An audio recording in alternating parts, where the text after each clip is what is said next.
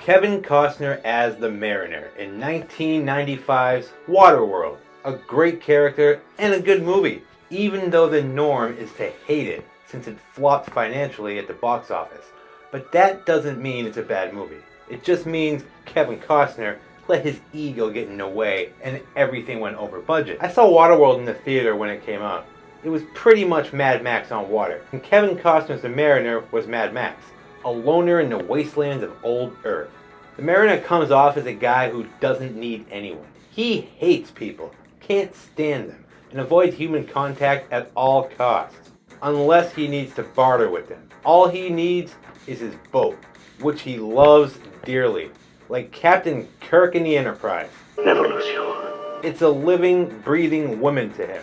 This was one of my favorite parts about the Mariner. All he needed was himself and that boat. Fuck people. My boat. Once they find out he's not fully human, but a mutated fish-like man, he would be labeled a freak and killed. Naturally. One good reason to hate your fellow man, I guess. But in the end, as they develop the character of the Mariner, you see that he's more of an anti-hero. Like Snake Plissken.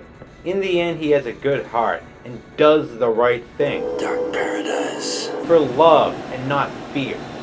If it comes to that. As he shows with the relationship he builds with Enola and Helen.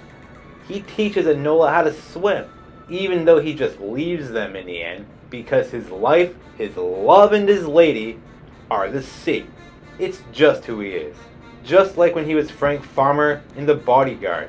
His bigger love was for something not human, the sea and his new boat.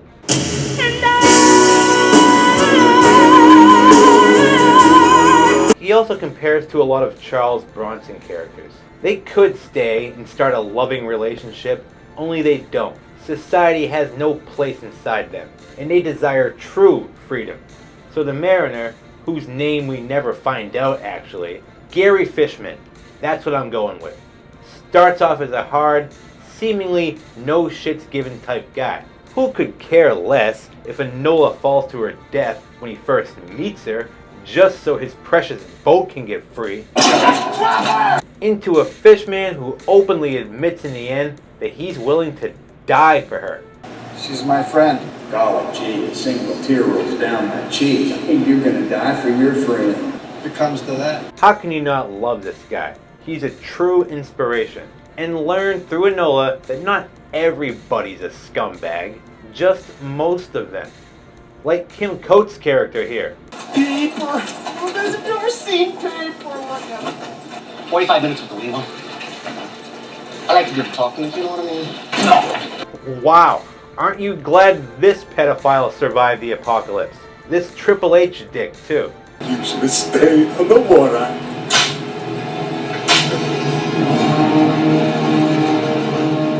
And you should have stayed dead. And the Mariner, he loses his original love, too. That awesome ass boat of his. My boat. I do love that thing. I even have the toy of it that came out. So I salute you, the Mariner. Gary Fishman. I don't care if you're part fish.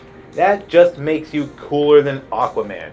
And as a bonus, as far as Waterworld goes, I just have to mention that even though he was playing the villain, Dennis Hopper really did steal the show as the Deacon of the D's. He took out my eye. And if I ever see him again, I'm gonna cut open his head and I'm gonna eat his brain.